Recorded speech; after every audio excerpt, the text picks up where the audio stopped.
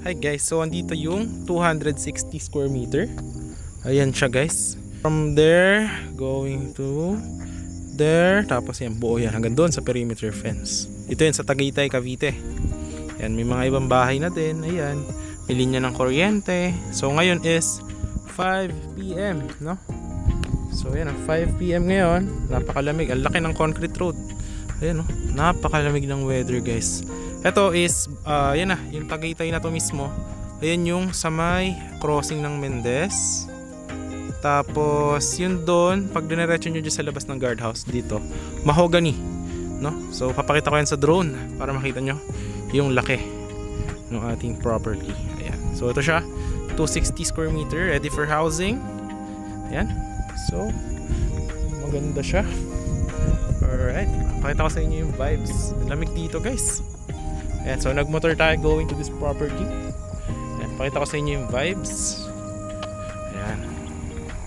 Tingnan nyo naman, ang taas ng ano dito. Ang Sky Ranch from here is just around mga 7 minutes, 6 minutes, no? Ayan, tingnan nyo, ang laki ng mga kalsada, oh. Ayan, so yung guardhouse nandun. So, yung 260, andyan lang, oh, sa may pinarking ako ng motor. Yan na siya. Ayan, neighborhood dito. Napakaganda. Ayan. Tapos yan yung perimeter fence. Ayan. Diba? Napakatahimik, no? Perfect for investment. Ayan. So, paliparan natin siya ng drone shot. Ayan, no? Para makita nyo yung ganda ng property. So, I'll put it here.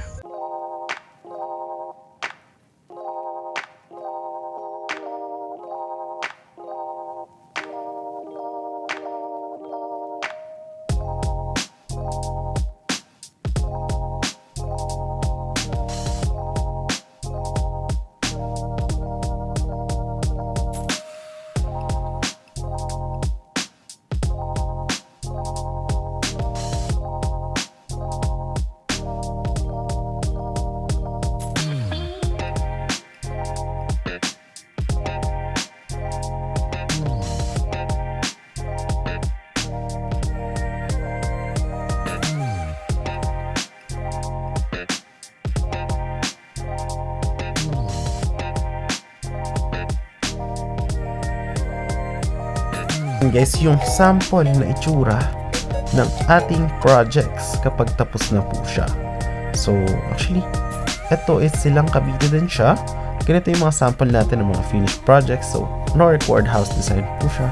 As you could see, depende po sa owner kung ano yung gusto nyo ipatayo na house. Ayan. So, different designs po yan. Magkakaiba po yung mga bubong. And pwede rin po kapagawa sa contractor nyo. And yan guys, may mga linya na rin yung Meralco for electricity. And meron na rin siyang water. At makikita nyo guys, malapad yung mga concrete roads dyan. Ayan. So, perfect na perfect siya for the getaway property. Meron ding basketball court, merong multi-purpose hall, and playground. Na talagang perfect na perfect para sa small family or you are with your kids. Para healthy living. Actually, maganda rin mag-walking dito. Lalo pagka madaling araw is naghahamog po dito.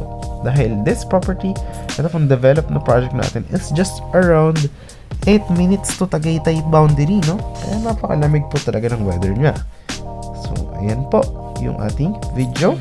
Maraming salamat sa panonood. If you were interested, message nyo lang ako on my Viber or WhatsApp. Ayan po. Or if you are actually happy this video, kindly hit yung ating subscribe button and syempre share more into other people. Baka naman magkaroon tayo ng other properties na magustuhan ninyo. So yun lamang po, maraming salamat sa